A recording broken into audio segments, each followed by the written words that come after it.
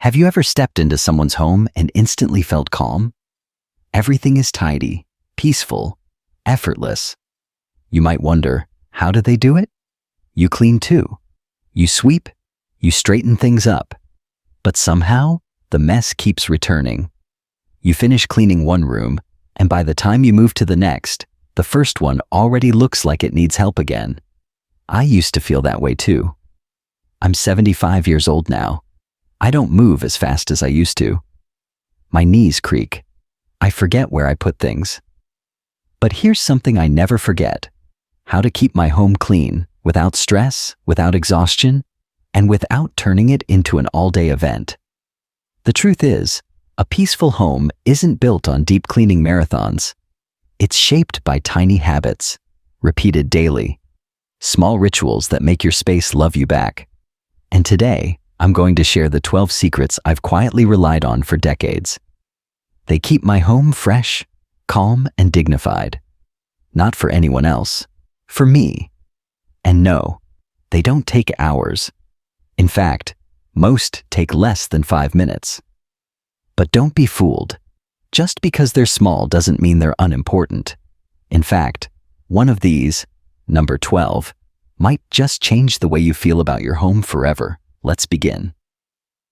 Secret number 1. Win the morning before 8 a.m. There's one thing I do every single morning before breakfast, before brushing my teeth, even before turning on the coffee pot. I make my bed. Now, that might sound too simple to matter, but here's why it works. Making the bed is my first victory of the day. It takes less than 2 minutes, but it sets a tone. A quiet, powerful tone. When the bed is smooth, the room feels finished. Even if the rest of the house is a mess, that one space looks like it's under control, and that matters more than you think. You see, our environment mirrors our state of mind. If the first thing I see in the morning is a crumpled blanket and sagging pillows, I feel behind before the day even begins. But when I walk past a neat bed, I feel like I've already done something right. It's a psychological cue. It tells my brain, you're in charge, you've got this. Some people roll their eyes at this habit. They think it's old-fashioned. But at 75, I've learned that the smallest actions, especially the ones no one sees, are the ones that shape how we carry ourselves. I don't make the bed for guests. I make it for myself. Because when I give care to my space, I send a message that I still matter. It's not about perfection. It's about starting the day with dignity. And sometimes, that's all you need to stay steady when everything else feels like it's spinning. Secret number 2. The 5-minute sink reset. There's one place in the house that sets the emotional tone for the entire day: the kitchen sink. It sounds silly until you try it. A sink full of dirty dishes weighs on you.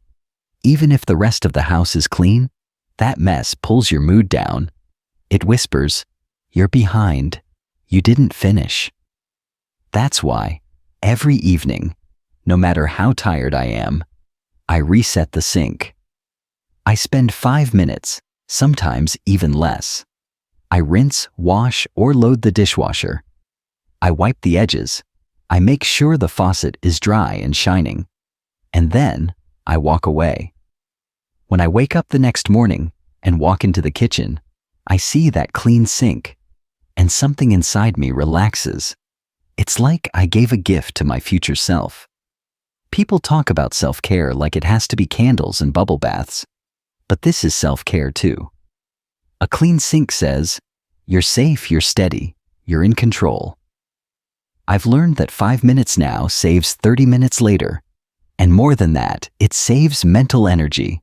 Because waking up to a mess is like starting your day with a headache. But waking up to a clear space, that's like being told, you're already ahead. It doesn't take strength. It doesn't take motivation. It just takes a decision. And once you feel the difference, you'll never want to go to bed with a dirty sink again. Secret number 3. Keep supplies where the mess happens. One of the biggest reasons people don't clean isn't because they're lazy. It's because the supplies are in the wrong place. Years ago, I kept all my cleaning sprays, cloths, and tools under the kitchen sink.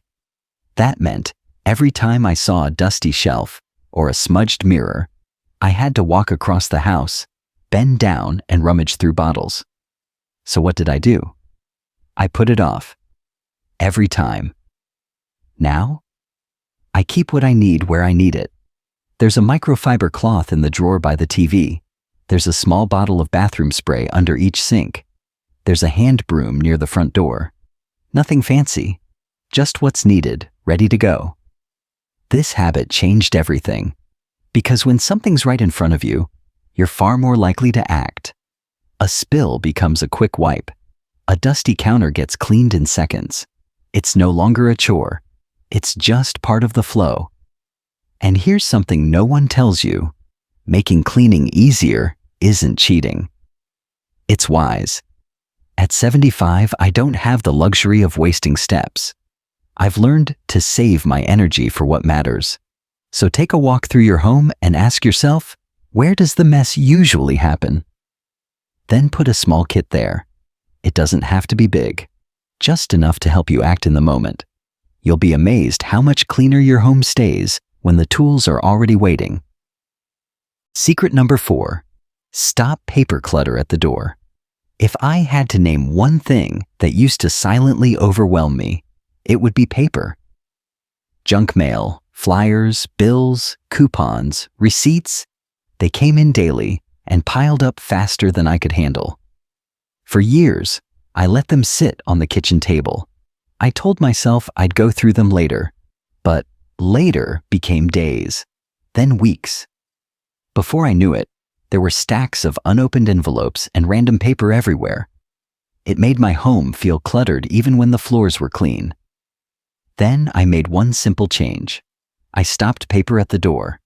Right next to where I bring in the mail, I placed 3 things: a small recycling bin, a shredder, and a folder for important items. That's it. Now, when I walk in with the mail, I sort immediately. Junk goes straight into the bin. Credit card offers get shredded on the spot. Anything important, like a bill or a letter, goes into the folder. Done. No more piles.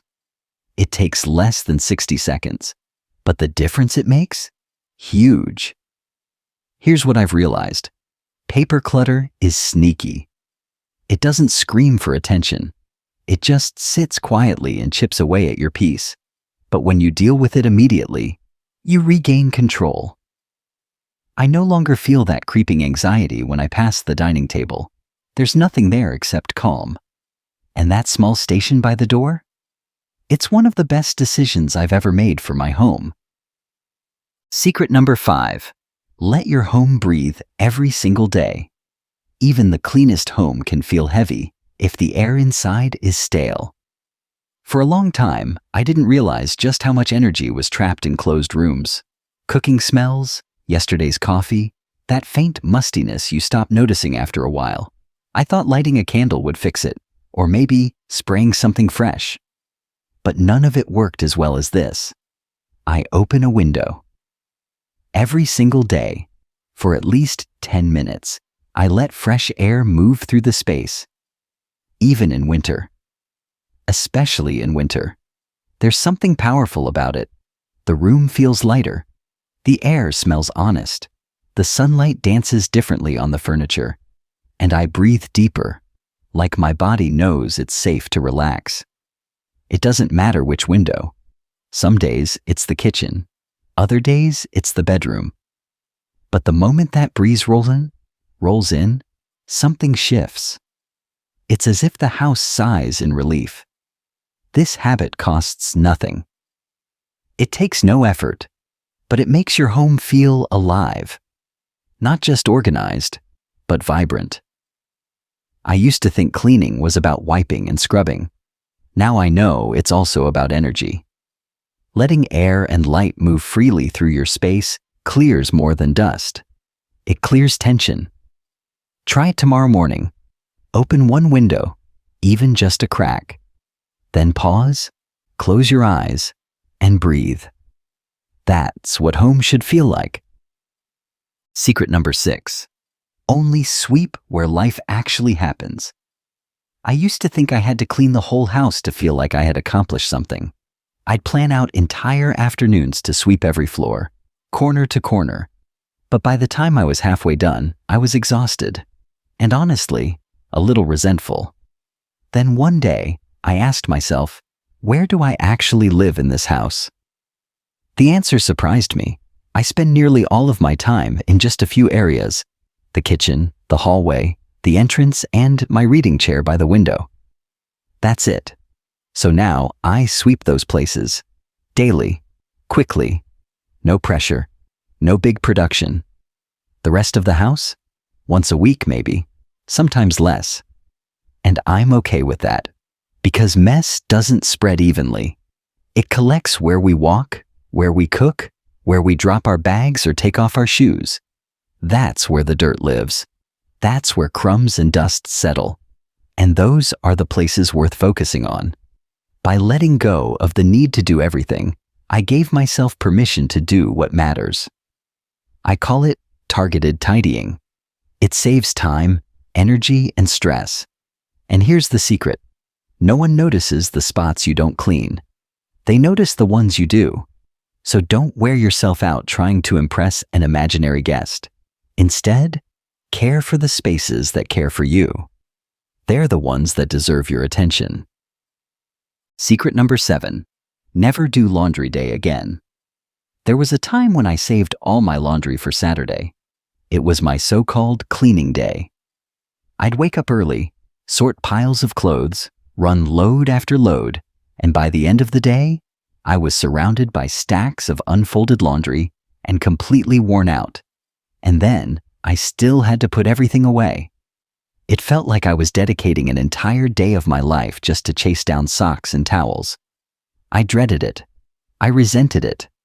And most of all, it drained my weekends. So I stopped. Now I do one small load a day. That's it. One. Just enough to keep the rhythm moving, but never so much that it feels overwhelming. Sometimes it's a basket of towels. Sometimes just a few shirts and a pair of pants. I wash, I dry, I fold, I put them away. And then I'm done, in under an hour. This habit changed my relationship with laundry completely. There's no more stress, no more buildup, no more mountain of clothes looming over me. And surprisingly, this little shift gave me back something bigger: freedom. My weekends feel like mine again. My home feels lighter. And I no longer feel like I'm falling behind. It's not about keeping up. It's about keeping pace. Try it for 1 week. 1 load a day. Just small, manageable tasks that fit inside the rhythm of your life. You'll wonder why you ever did it differently. Secret number 8. Remind yourself why you clean. Some days, you don't feel like doing anything. The dishes sit in the sink. The dust gathers on the shelves. The clutter piles up quietly, and it's tempting to look the other way and say, "Not today." I've had those days. At 75, they come more often than I'd like to admit. But there's one thing that brings me back every time. A handwritten note I keep on my fridge. It says, "I clean for peace. I clean for pride. I clean to rest better." That little sentence shifts my mindset. It reminds me that I'm not cleaning to meet someone else's standards. I'm not cleaning because I should. I'm cleaning because it helps me feel calm, settled, proud of where I live, and of how I live. It's easy to forget your why when you're tired or lonely or overwhelmed. But when you reconnect with the purpose behind the task, it stops feeling like a chore. It becomes something sacred. I don't always want to sweep the floor, but I do want to walk barefoot in a room that feels clean. I don't always want to wipe the counters, but I do want to cook in a space that feels fresh and inviting. That's the difference. So take a moment and ask yourself, why do I care for this space? Then write it down. Stick it where you'll see it. Read it when you're discouraged. Let it be the quiet voice that keeps you grounded, because motivation fades. but purpose lasts. Secret number 9. Celebrate your space, even when no one else sees it. For a long time, I treated cleaning like something to just get through. A checklist to survive, a duty to fulfill. Once the floors were swept and the dishes were done, I moved on to the next task without pause. But one day, after finishing a simple tidy-up, I made a cup of tea and sat in my favorite chair. The sun was coming through the window. The room was quiet, and something inside me softened. I realized I'd never taken a moment to simply enjoy what I had created. Now, after I clean, even if it's just wiping down the counter or straightening the pillows, I stop. I breathe. I look around and say to myself, "You did this. You made this space feel safe." And I let myself feel proud. This habit changed how I view everything. Because when we rush from task to task without appreciation, we turn our homes into places of labor, not love. But when we pause and celebrate the calm we've created, we remind ourselves that home is not just a place to manage. It's a place to be nourished. You don't need flowers on the table or a candle lit to feel gratitude. Sometimes, all it takes is 10 quiet seconds and a deep breath. So the next time you tidy something, no matter how small, don't just move on. Sit with it. Feel it. Let it register. Because a clean home isn't the end of a job. It's the beginning of peace. Secret number 10. Do a 10-minute evening reset. Here's something I wish I had started decades earlier. The evening reset. It's simple. Before I head to bed, I spend 10 quiet minutes walking through the parts of my home I use most. The living room, the kitchen, sometimes the hallway. And I gently bring them back to order. I fold the blanket on the couch. I fluff the pillows. I put the remote back in its place. I wipe the kitchen counters and set the chairs in. It's not deep cleaning. It's not even tidying, really. It's a soft reset, like tucking your home in for the night. And every morning after I do it, I feel the difference. I wake up and the space feels ready. I don't see yesterday's clutter. I don't feel behind before the day has even begun. I feel calm. I feel in control. It took me a long time to realize that how I end the day shapes how I begin the next. 10 minutes might not sound like much, but done consistently, it becomes the heartbeat of the home. A rhythm that brings peace into the in-between moments. And most of all, it gives me closure. A gentle way to say, this day is done and you did just fine. Try it tonight. Set a timer. Put on soft music. Move slowly. Let it become your way of honoring the day you just lived and preparing for the one ahead. Secret number 11. Handle small messes before they grow. Here's a truth that took me many years to learn.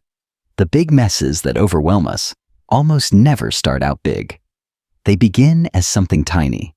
A dish left in the sink, shoes left in the middle of the floor, a newspaper tossed on a chair. And then they grow. For a long time, I would look at those little things and say, I'll get to it later. And later never came. Or if it did, it came too late. When everything had piled up and now required a full-blown cleaning session. Now, I have a rule. If something takes less than 60 seconds to fix, I do it immediately. I pick up the shoes. I toss the junk mail. I rinse the cup. I straighten the mat. These aren't chores. They're micro-corrections, gentle nudges that keep the home from sliding out of balance. And the effect is bigger than you'd think. The house stays lighter. I never feel like I'm playing catch-up. I no longer dread cleaning days, because those days don't really exist anymore. By taking care of the little things in real time, I prevent the big things from ever happening. And that's not just a housekeeping tip. That's a life lesson. When you respond to problems while they're small, you keep peace intact. You avoid chaos. You live lighter. So don't underestimate the power of a quick fix. A home that never feels overwhelming is built on moments that feel so small, you almost ignore them. But don't. Those moments are everything. Secret number 12. Romanticize the act of cleaning. For most of my life, cleaning felt like a chore. Something to check off the list. Something to get through so I could finally relax afterward. But a few years ago, that changed. I started lighting a candle before I wiped the counters. I turned on soft music when I swept the floor. I cracked open a window and let the breeze move through as I folded towels. And slowly, something shifted. Cleaning stopped being a task I had to survive. It became a ritual I actually looked forward to. You see, I stopped treating my home like a project and started treating it like something I loved, something worth caring for, something sacred. There's a quiet joy in spraying lemon-scented cleaner on a table and watching the light catch it just right. There's peace in folding laundry slowly, stacking it like soft armor for the week ahead. There's even something tender about dusting the shelves where your favorite books live. When you bring beauty into the process, a song, a scent, a soft light, you begin to enjoy the care itself, not just the result. And that, I believe, is the secret most people miss. Cleaning isn't about scrubbing harder. It's about shifting your relationship with your space, from punishment to partnership, from stress to presence, from just get it done to I get to do this for myself. So, light the candle, play the music, open the window, smile as you sweep. Romanticize the ordinary. Because when you fall in love with the way you care for your home begins to love you back. So there you have it, 12 quiet habits that have kept my home clean, peaceful, and comforting. Not for show, not for anyone else, but for me. None of these habits require strength. None demand hours of your time. They are simple, gentle, repeatable, and when done with care, they build something far greater than cleanliness. They build calm, confidence, pride. At 75, I don't chase perfection anymore. I don't believe in spotless floors just for the sake of being spotless. What I believe in is creating a space that reflects who I am now, steady, quiet, and at peace. And I hope these habits help you do the same. Now, I'd love to hear from you. Which one of these habits speaks to you most? Is there one you already do, or one you're excited to try this week? Leave me a comment below. I truly do read them, and they warm my heart more than you know. And if this video brought you a little peace or a new idea to try, I'd be honored if you'd click subscribe. There's more to come, more simple routines, reflections, and real-life wisdom to help you live with less stress and more joy.